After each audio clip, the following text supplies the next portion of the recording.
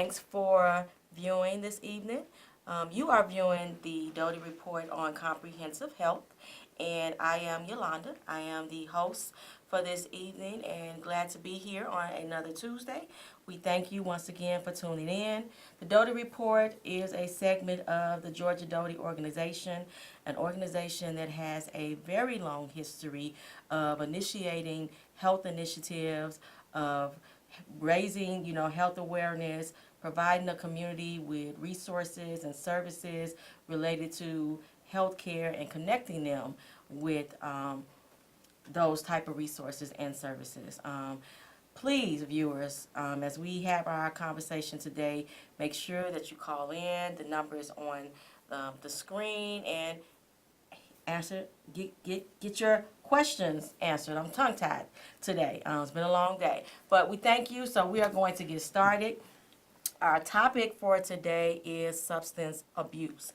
And I'm sure many of you, as myself, have experienced it in one way or another, a family member, in the communities that we live in. We see it. So we're here to talk about it today. We have Mr. Raymond Loewy, and I want to thank you for being our guest. Oh my gosh. Thank you for being our guest. And we're here to have a conversation. We do question and answers. He is going to educate us. He is going to answer some questions. He is going to provide us with information that is vital to ourselves or maybe even a family member. Mr. Law is a certified alcohol and substance abuse counselor. He's been doing it for many, many, many years, and he currently works for South Landing Recovery, and I'm going to allow him to talk a little bit more about himself and his work in the community, and then we'll get started with asking some questions. Thank you, Yolanda.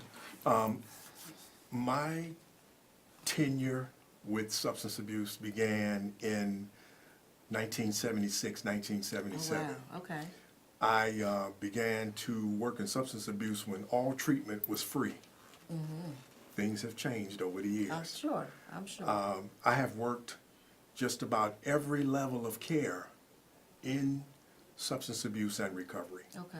including prison programs, Okay. jail programs, residential, outpatient, methadone, and the state's attorney's first offender program. Oh, wow. Okay. I've provided DUI counseling. Okay. So I've run the gamut in substance abuse. Okay. I believe this was sort of a calling for me Okay. because I've done it for so many years. Right. And the more I do it, the more informed I become about other drugs, other trends in the community, and help for people. So I've done everything from substance abuse counseling to interventions with families. Okay. Okay. So we are saying you are our expert. For I'm our, going to do the best I can. we know you're gonna do the best you can. But I don't know that we sit as family or even as a community and just talk about. Even though substance abuse is it exists, it's visible in our community, and we want you to move over a little bit. Very visual in our community, but I don't know that we sit and have conversations or we take the time to really understand, what substance abuse is. So that's my first question. What exactly is considered substance abuse? Is it something that if I just do it once a day, is that considered abuse, or so what is it? Let's share with our viewers. No, actually, Yolanda, people casually use. Okay. People casually drink. It depends on who you ask. But it's always been rumored that if you use certain drugs one time, then you're addicted to that particular drug. Okay. Everyone that uses does not become addicted. Okay.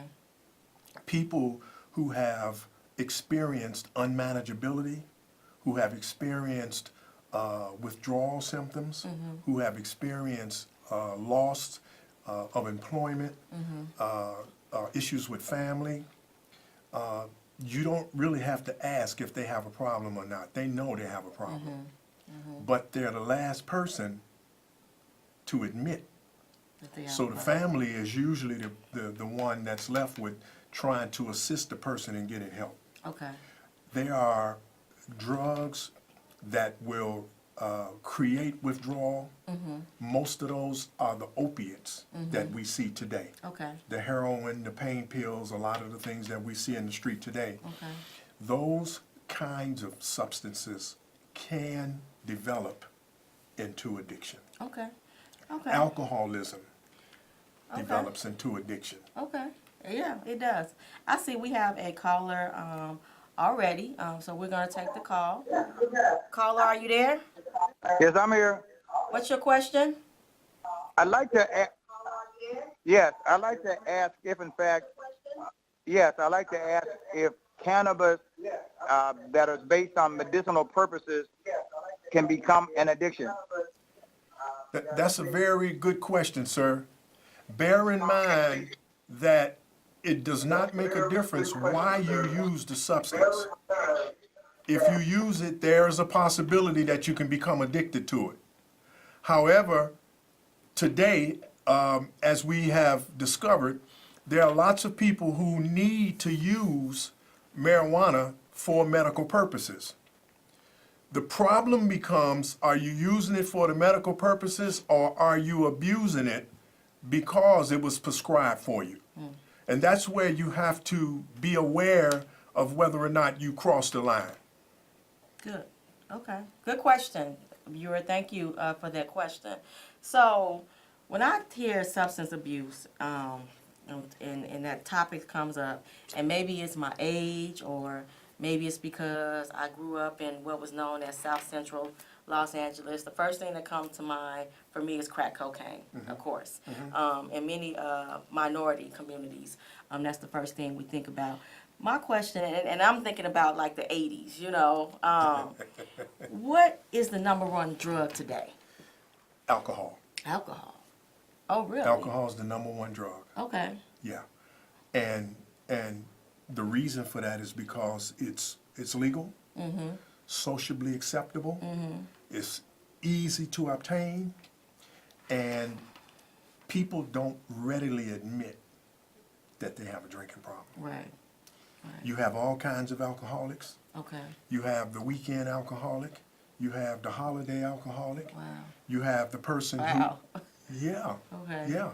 And because of that, you also have the beer alcoholic. Okay. They only drink beer. Wow. So you have a number of people who abuse alcohol for years. And then there's that person that they call the functioning alcoholic that goes to work every day, takes care of all of the responsibilities, does everything they're supposed to do until something catastrophic happens like a DUI. Okay. If you Okay. get caught in Illinois today for driving under the influence, it's going to cost you a lot of money. Okay. And it's going to cost you money on both ends because insurance companies don't pay for DUI counseling and services. They don't pay for the assessment. You have to pay for all of that out of your pocket. Then after you're done with all of that and the court costs and all of those things, then you have to go and get the high-risk insurance if you want to drive again. And that's going to be determined by whether or not it's your first DUI, Right. your second DUI, or your third DUI. Right. You can get incarcerated for multiple DUIs. Right. Yeah. I wouldn't have thought alcohol. So that's the number one drug Yeah. today. Well, often people think that it's cocaine Yeah. So because cocaine yeah. is so widely abused. And take, for example, there are different forms of cocaine. There's powder cocaine, there's rock cocaine, there's crack cocaine. So there's different kinds of cocaine. But the cocaine that's being abused the most in the communities that we're familiar with is, of course, the crack cocaine. Right. Right. And the crack cocaine is mixed with all kinds of additives Right. to give it a boost. And what happens is once a person starts to abusing crack cocaine, they have a hard time stopping unless they go get help. Okay. Now, there's no physical withdrawal symptoms from cocaine, but there is that compulsion that takes place within a person. Okay. So you see that compulsion to constantly have it all the time, more and Okay. more and more. Okay. So is there a hospital treatment for the abuse of cocaine? There was a time when there were hospital-based programs that were cocaine specific.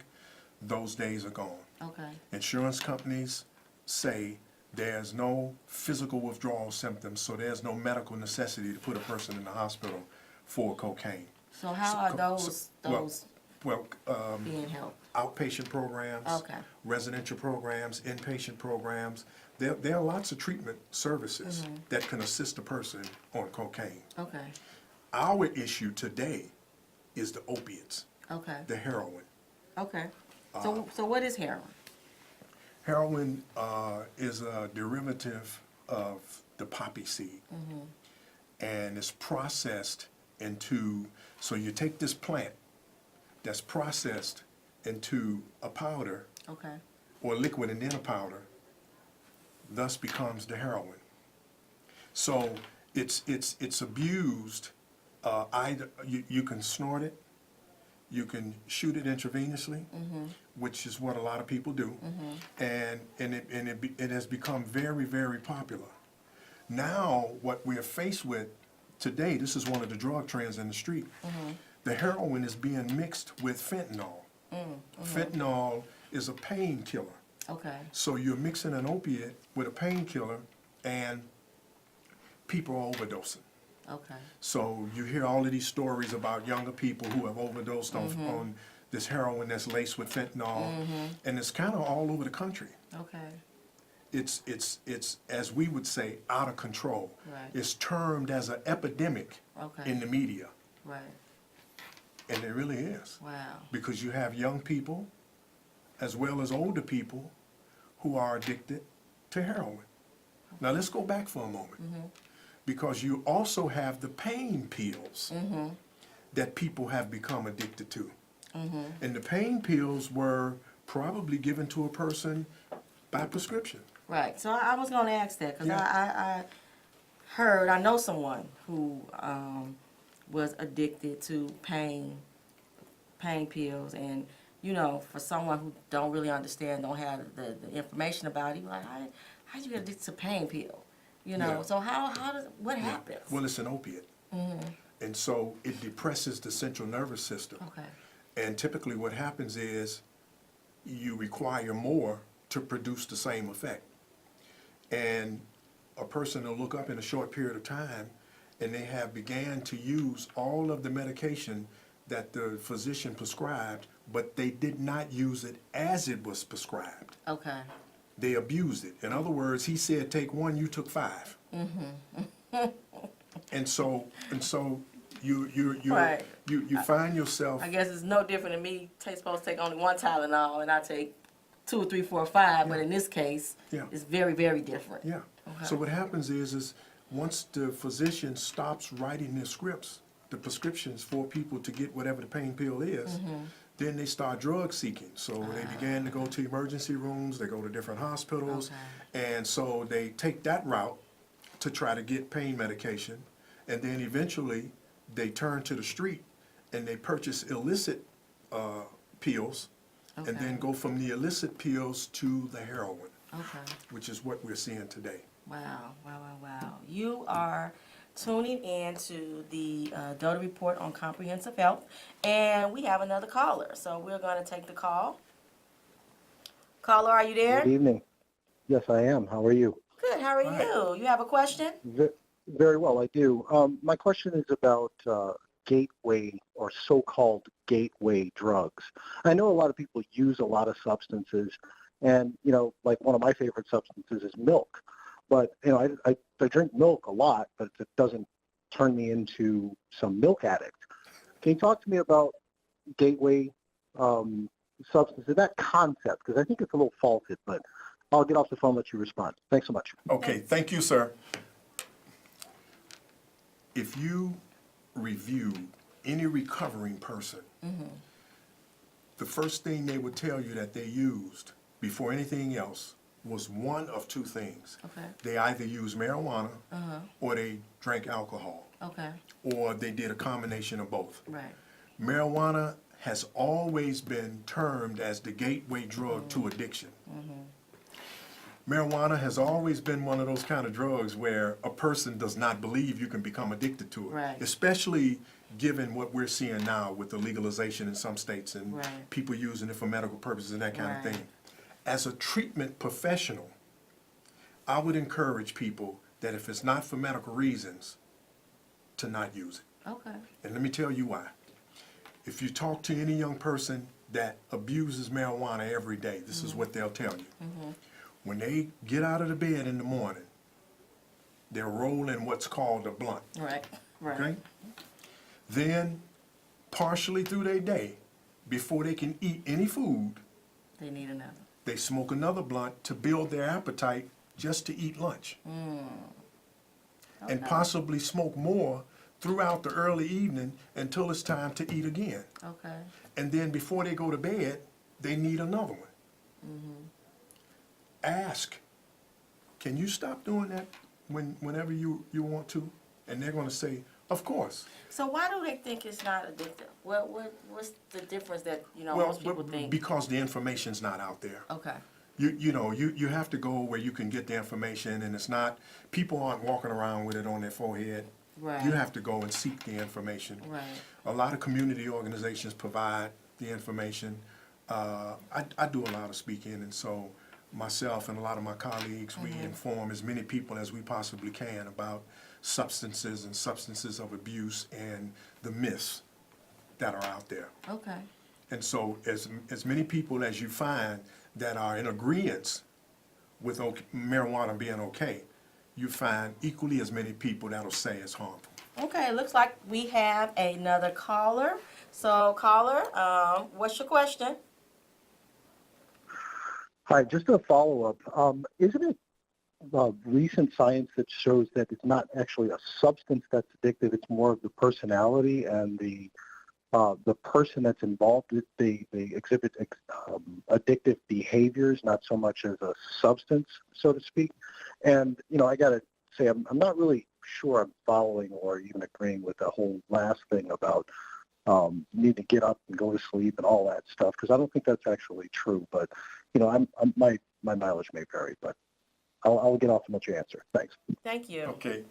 And in response to the last part, the information that I'm sharing with you is based on assessments that we've done with people seeking help. And they give information about their patterns of usage, regardless of what the drug is. They'll tell you their pattern of usage. The other thing is that you'll find that people who research the brain, a person's physiological makeup, and all of that will say to you that a person's physical makeup, their physiological makeup, will determine the primary drug of choice that they choose to use. So you will either choose a depressant or a stimulant or a speed. And in some cases, hallucinogen, which is what marijuana is. It's a mild hallucinogen. Okay. We got another caller. Caller, are you there? Yes, hi. I wanted to ask your expert something I read recently about a link between marijuana and schizophrenia. And I wanted to know if, in his professional experience, he had seen that, or if he had found that to be true, or if such a link is, in fact, conclusive. Okay. No, I haven't heard anything to support that. What I have heard is that people who choose to use marijuana that's man-made and synthetic, which is some of the terms that you're hearing in the street, like dro and loud and those kinds of things, they are mixed with PCP, which is an hallucinogen, and that will affect the person's mood. Okay, that makes Okay. sense. That makes sense. Okay, you are watching the Doty report on comprehensive health, and we are talking about substance abuse. We have Mr. Raymond Loewy, who have been in this field for a very long time, and he's here giving us information and answering the questions. And we have a hotline, which is a good thing because that means people want the information. That's right. That's right. We have another caller. Caller, are you there? No, caller hung up. Okay. So we're gonna move on. So you are giving some great information. I love that we know that people are watching, and they want to have the right information. What would you or advice would you give to Yes, sir. caller coming back? Okay, caller, are you there? Yes, hi, I'm here. What's your question? My question is, I heard the gentleman speaking earlier this evening about a person who has gotten addicted because of prescription drugs and then gone to the street. I do know someone like that. How do you help them face the fact that they have an addiction? Are there some steps you can take with a person like that? Yes. What people do today, especially loved ones and family members, they develop what's called a family intervention. And they do that with the assistance of a substance abuse professional or physician. And the family, the physician, or the professional substance abuse person will assist them in setting up the intervention, explaining to them how they are affected by what the user is doing to themselves and to the family. And then the goal, once the intervention is completed, is to get that person to get help that day or the following day. Okay. So Okay. that was what I was about to ask. Yeah. What advice would you give a family who have a loved one that they clearly have a problem? So you saying an intervention? Yeah, and once again, the family intervention is very helpful. Mm-hmm. Excuse me. The individual has to want help. Right. Otherwise, they won't get it. You'll have to wait until they're ready to receive whatever the help is. They just won't do it. People stay in denial about the disease of addiction for years before they seek help. Right. So what so for someone that was had a substance abuse problem from age 20 to 40 and finally, recovered, are there still health risks because of having that addiction for so long? Like, do they still have to worry about their heart or, their kidney or anything that they need to be concerned about, even though, they are now recovered? First of all, there's no such thing as recovered. Okay. People are still in recovery. Okay. And the suggestion is that you can recover, but you never get well, so to speak. Mm-hmm. So there's no magic pill. In other words, you have to work at it. Right. There are some suggestions that are made for people, and one of those are support groups. Okay. The other one is removing yourself from the environment that contributed to your usage in the beginning. Right. And then began to fill all of those gaps that you removed with the drug use. You start doing that with positive things. Okay. You start working out, or if you got a hobby, or if you got some kind of sport activity that you like, whatever it is, you began to do something to fill up that gap. Okay. Drug and alcohol use is very, very time consuming. When you consider the amount of money that it takes for people to use whatever it is they're using every day, including drinking, it costs money. Right. So where do you get the money if you're no longer employed and you don't have revenue? You have to do something. So once all of that stopped, say for instance a person does that for 10 years, 15 years, now you got to make some lifestyle changes. Right. Nothing is going to change unless you choose to work on your thinking, your attitude, and your behavior. Okay. If you don't choose to do that, then you'll probably repeat the same behavior over again. Okay. So where are some oh, we have another caller. Caller, are you there? Yes, I would like to know about recreational marijuana, not the kind you smoke, but the kind you eat with food. There are cookbooks that have come out in Seattle, and it seems to me, and other places, and it seems to me very much like wine was 30 years ago when you had the proper wine with the proper dish and so forth. What is your opinion of that? Right. That's a good question. I'm smiling because Yeah. I hear people talk about these cookies. Yeah, yeah, it's an excellent question, but still, once again, you never know if it'll become problematic or not if you Well, use it. that's so what? Yeah, I mean, that's like taking your first time. I mean, I understand the problems of alcohol, but we haven't prohibited. You know, it's not prohibition. And many people drink and enjoy good wine. Marijuana tends to enhance the taste of food, especially certain kinds. Why would you reject that? Thank you, caller, for calling in. That is definitely a good question. Good Yeah, point. We and are it- going to let Mr. Law wrap up. yeah. Give us some last words. Actually, believe it or not, I am at a loss for words. I have never heard that question before, that That's all marijuana right. is used in food. But you're I've going to hear heard more and it more. used in brownies, but not that it enhances food. This is, you know, this is very upper middle class and very fashionable, and it's not being smoked. It's being eaten as candy. Okay. Okay. And they're very flavors and, you know, all the rest, just like wine. Okay. Thank you. Thank you for listening. Take care. Thank you. Thank you so much, caller. So, You're what are welcome. some last words that you could give the viewers Well, I would like about this topic? to say that seeking help, the company, the program that I work for, Soft Landing, provides a medication-assisted treatment for opioid addiction and alcohol. And we can assist people with a comprehensive approach to an outpatient service where a person can continue to work or function being on this program. Thank you so much. Really Thank you. appreciate it.